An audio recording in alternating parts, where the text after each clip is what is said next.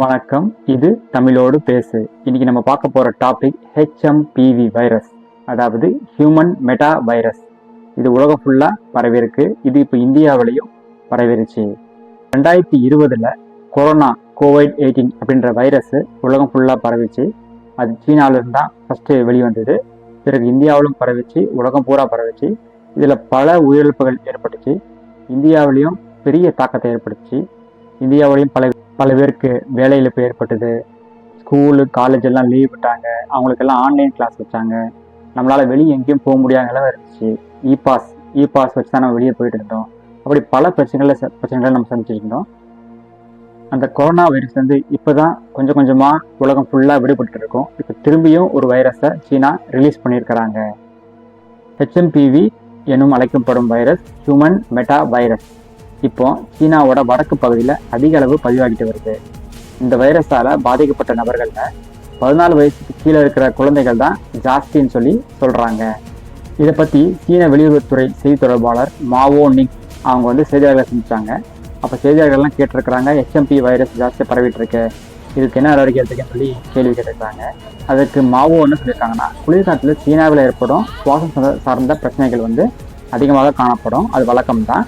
போன வருஷத்தை கம்பேர் பண்ணும் போல இந்த வருஷம் குறைவாக தான் இருக்குது. ஆனால் ரொம்ப வீரியமாக இருக்குன்னு சொல்லியிருக்கிறாங்க. யாரும் பயப்பட வேண்டாம் அப்படின்னு சொல்லியிருக்கிறாங்க.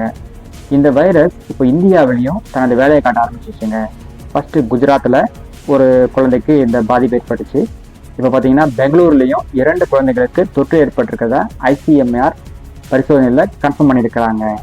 அப்போ நம்ம தமிழ்நாட்டிலையும் 2 குழந்தைகளுக்கு இந்த வைரஸ் தொற்று ஏற்பட்டிருக்குன்னு தமிழ்நாடு சுகாதாரத்துறை அறிவிச்சிருக்கிறாங்க. சென்னை கீழ்ப்பாக்கத்தில் உள்ள ஒரு தனியார் மருத்துவமனையிலையும் அதே போல சேலத்தில் உள்ள ஒரு மருத்துவமனையிலையும் 2 குழந்தைகளுக்கு இந்த பாதிப்பு ஏற்பட்டிருக்குன்னு சொல்லிட்டு தமிழக சுகாதாரத்துறை சொல்லியிருக்கிறாங்க. இந்த காய்ச்சலோட அறிகுறிகள் என்னன்னு நம்ம பார்க்கலாம். ஃபர்ஸ்ட் காய்ச்சல், இருமல், மூக்கடைப்பு, பிரீத்திங், அதாவது சுவாச சம்பந்தமான பிரச்சனை ஏற்படும் சொல்லியிருக்கிறாங்க. நோய் பாதிப்பு அதிகரிச்சா நிமோனியா ஏற்பட வாய்ப்பு இருக்குன்னு சொல்லியிருக்கிறாங்க. நிமோனியா ரொம்ப உயிருக்கே தீங்கானது ஒரு வியாதி அது. ஸோ அது ஏற்படும் சொல்லியிருக்கிறாங்க. இந்த வைரஸ் உடம்புல 3 முதல் 6 நாட்கள் வரை உயிரோடு இருக்குன்னு சொல்லியிருக்கிறாங்க. ஏற்கனவே நம்ம கொரோனா டைம்ல பார்த்துருப்போம். கொரோனா ஒருத்தருக்கு பாதிக்கப்பட்டதுன்னா குறைஞ்சபட்சம் 14 நாள் தனிமைப்படுத்தப்பட்டாங்க. அதே போல இதுலயும் அந்த பாதிப்பு வருன்ற மாதிரி சொல்லியிருக்கிறாங்க. இந்த வைரஸ் எப்படி பரவும்னு நம்ம ஃபர்ஸ்ட் பார்க்கலாம்.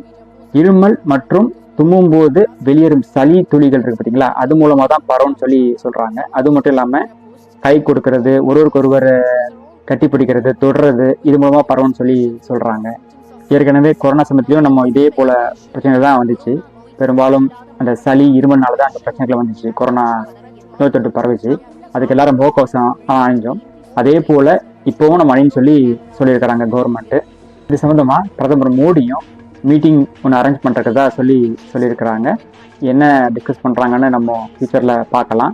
இந்த சீனாக்காரனுக்கு வேறு வேலையே இல்லை போல. ஏற்கனவே கொரோனா வைரஸ்னு ஒன்று விட்டு நம்ம உலகத்தை ஃபுல்லாக காலி பண்ணானுங்க. நம்ம இந்தியாவுக்கும் அதனால ரொம்ப பாதிப்பு ஏற்பட்டுச்சு. நமக்கும் ரொம்ப பாதிப்பு ஏற்பட்டுச்சு. ஒரு கடை கூட போக முடியாது, அந்த மாதிரி நிலம்பெல்லாம் இருந்துச்சு. வெளியே போனாலே போலீஸ் எங்கே போகிறீங்க, எதுக்கு போகிறீங்க அப்படின்னு பல தொல்லைகள் பண்ணாங்க. நம்மளும் ரொம்ப அனுபவிச்சோம். நம்ம இப்போ திருப்பியும் இந்த புது வைரஸை பரப்பி விட்டுருக்குறாங்க. இதுலேருந்து எப்படி நம்ம தப்பிப்போன்னு பார்க்கலாம். சரி, நம்ம கொரோனாவே சமாளிச்சிட்டோம். இந்த சின்ன வைரஸ் சமாளிக்க மாட்டோமா? சமாளிச்சிடுவோங்க. மீண்டும் நாளை சந்திப்போம். நன்றி, வணக்கம்.